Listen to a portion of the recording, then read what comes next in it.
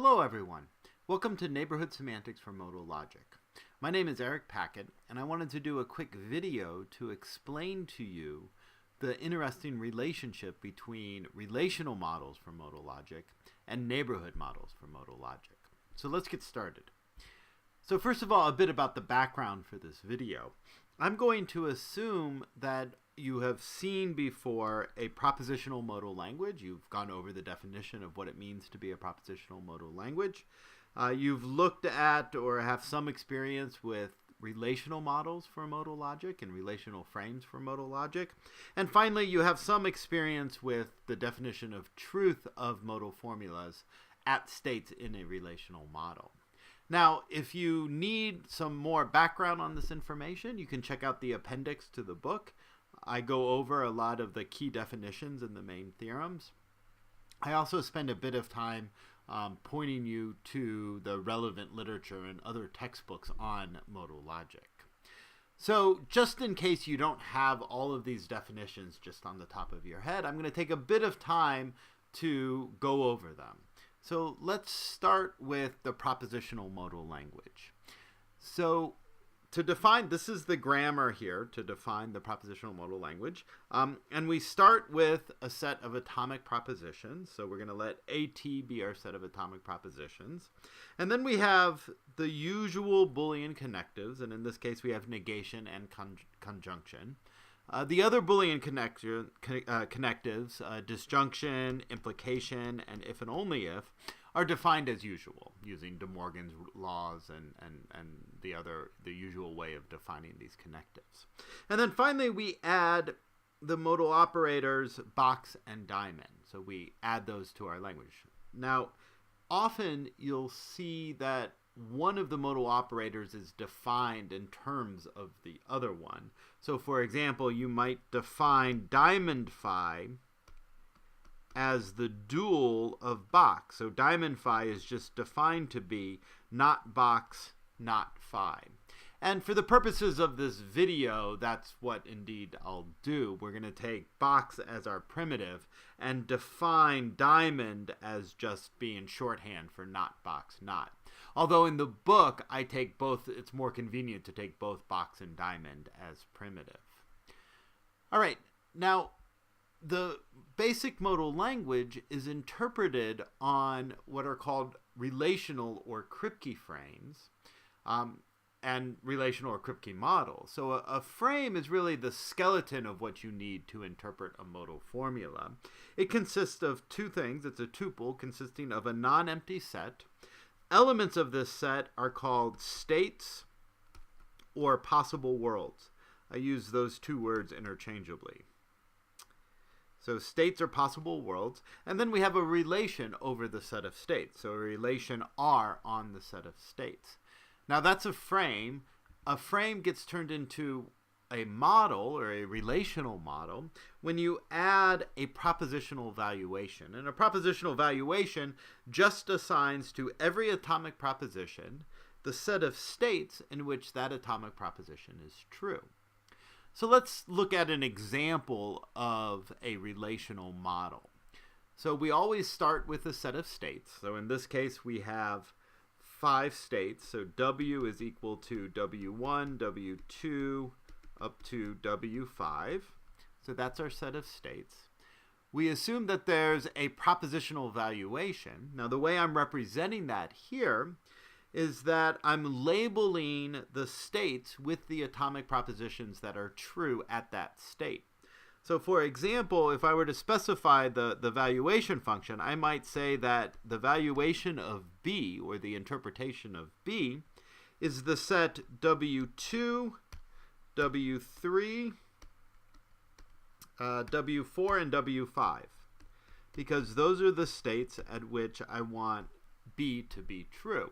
And we can do the same thing for A and C. So now we have our states together with a propositional valuation, and the last component, or the third component, is the accessibility relation. So this is just a relation which I'm representing as arrows between states in the model. And we write, if there's an arrow from W3 pointing to W5, then we say that W5 is accessible from W3, and we'll write W3R W5. So this is an example of a Kripke model.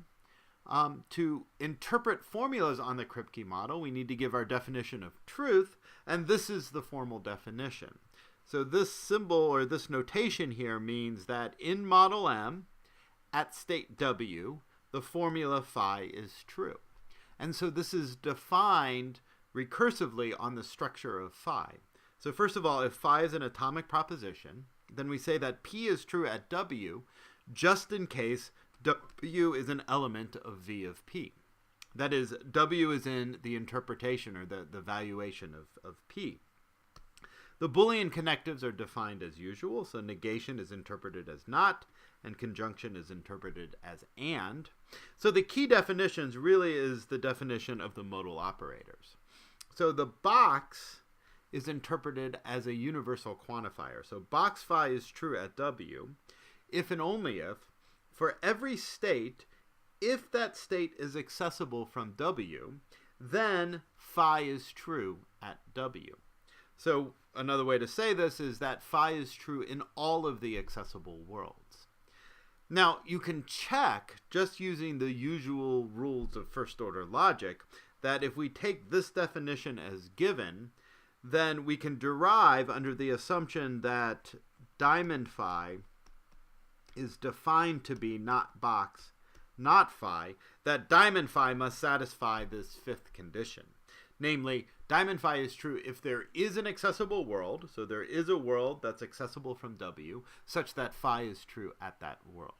So let's see how this definition of truth works. So here's our model. This is our Kripke model. And first of all, let's see, how do we check to see that B and C, the formula B and C, is true at the state W4? So you go to W4 and you just check, there's a valuation associated with W4, a propositional valuation, and we just check to see that B and C is in fact true, and it is because both B and C are true at the state W4. Now, for Boolean formulas, propositional formulas without modal operators, all you really care about is the world that you're currently at. But when you're trying to interpret a modal formula, so for example, box B, you need to pay attention to the worlds that are accessible. So for example here, W3 can see three different worlds. It can see itself, so there's a reflexive arrow here. W3 can see W3, W3 can see W4, and W3 can see W5. So we have to check, is B true in all of those accessible worlds? And indeed, we see that B is true. So box B is in fact true at W3. Now, diamond, all we need to do to interpret diamond, to see if a diamond formula is true at W3, is to find an accessible world in which that formula is true. And here we see that there is an accessible world, namely we can follow this path right here, and we see that C is true at W4, and W4 is accessible from W3, so diamond C is true. Now box C is not true, and again that's because we can see that there is an accessible world, namely W5, such that C is not true at W5. So that's just a very quick overview of the basic propositional modal language, relational models for modal logic, and how to define truth with respect to or at states in these relational models. So let's talk about how we go from a relational model to a neighborhood model. So here is a typical example or a partial example of a relational model. We have the state W that we're interested in, and there's going to be some states that can see W, and there's going to be some states that W can see. So in this case, W can see the states V1, V2, and V3. Those are the accessible worlds. And then, so that set we can think of as being the neighborhood of W, or the in graph theoretic terminology, the set of immediate successors or immediate neighbors of W is indeed the set V1, V2, and V3. So I'm going to write R of W for the set of accessible worlds. So that's what we can think of that as the neighborhood, or I should say the neighborhood of W. Now, in order to determine if box phi is true at W, so this is the question, is it the case that box phi is true at W? What you have to check is, are the accessible worlds true of phi? So is phi true of all of the accessible worlds, rather? So another way to say that is that the neighborhood of W, namely the set of accessible worlds, is contained in the truth set of phi. So if phi is this light blue set right here, we see that the set of accessible worlds, namely the neighborhood of W, is actually contained in phi. So box phi is indeed true at W. Now, there are other modalities that you might want to consider that plays with this idea of a neighborhood. So we might say box square phi is true at W if and only if the neighborhood is exactly equal to the truth set of phi. So rather that it's contained in the truth set of phi, it's exactly equal to the truth set of phi. So this is an interesting modality. It's been studied by a number of people, and I have some references in the book talking about this modality, but there's a paper by Lloyd Humberstone that axiomatizes it and studies it in more general. Okay, so now how do we go from the relational model to the more general neighborhood model? So the basic idea is to just say box phi is true at a state W if the truth set of phi is a neighborhood of W. Then the question really becomes, what does it mean to be a neighborhood of W? Now, one of the earliest papers on modal logic is the well-known paper by McKinsey and Tarski, where they interpret a neighborhood of W as actually being a neighborhood in some topology. So this is, they just fix some underlying topology and say, well, the truth set of phi has to be a neighborhood in the topological sense of the set W.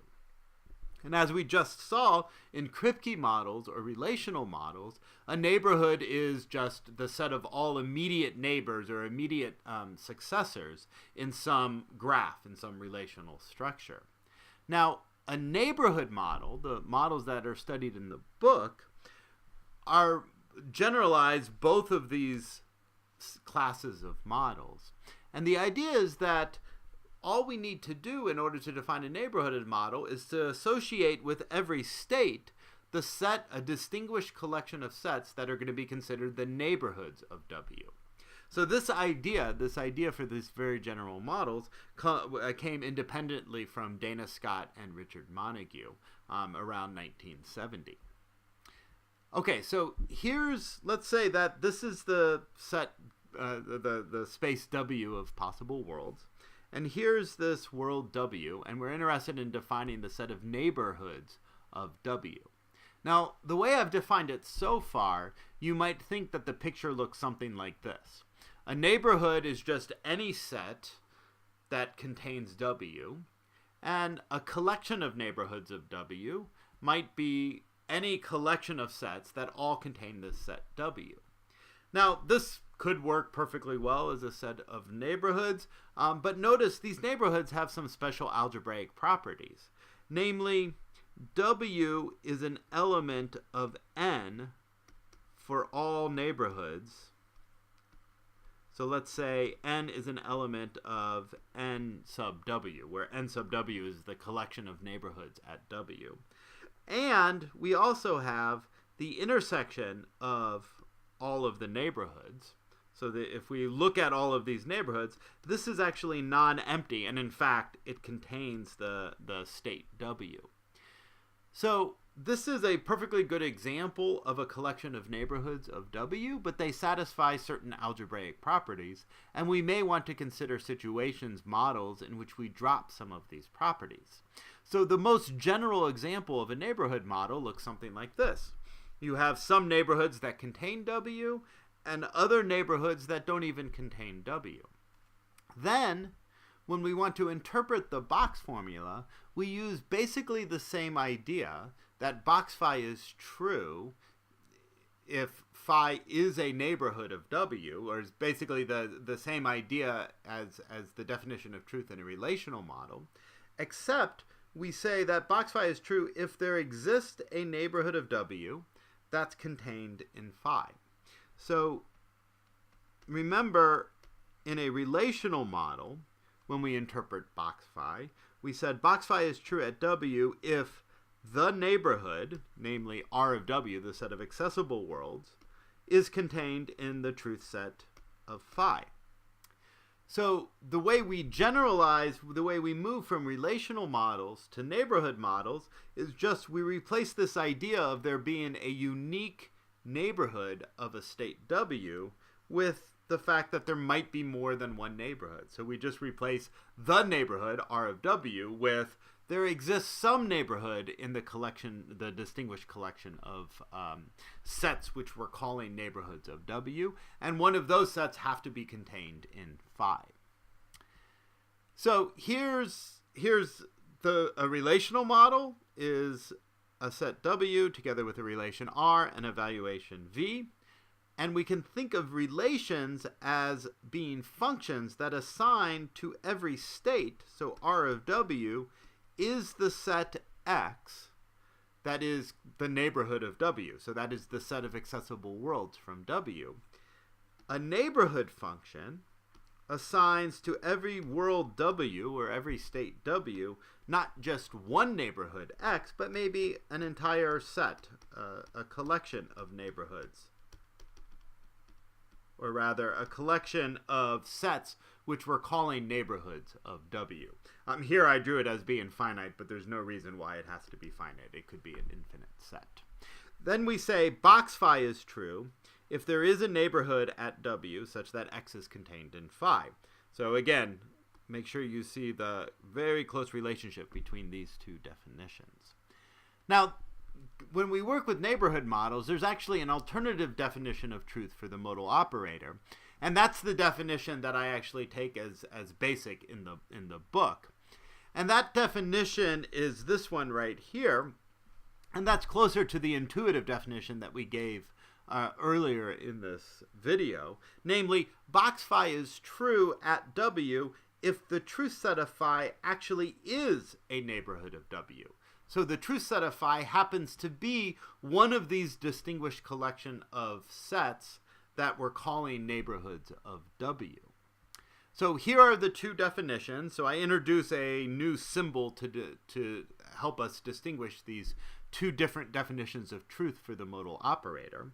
I'll leave it up to you to explore the relationship between these two definitions. I talk about this a bit on the website, and I certainly talk about it a lot in the book. I will note that this first definition is more general in the sense that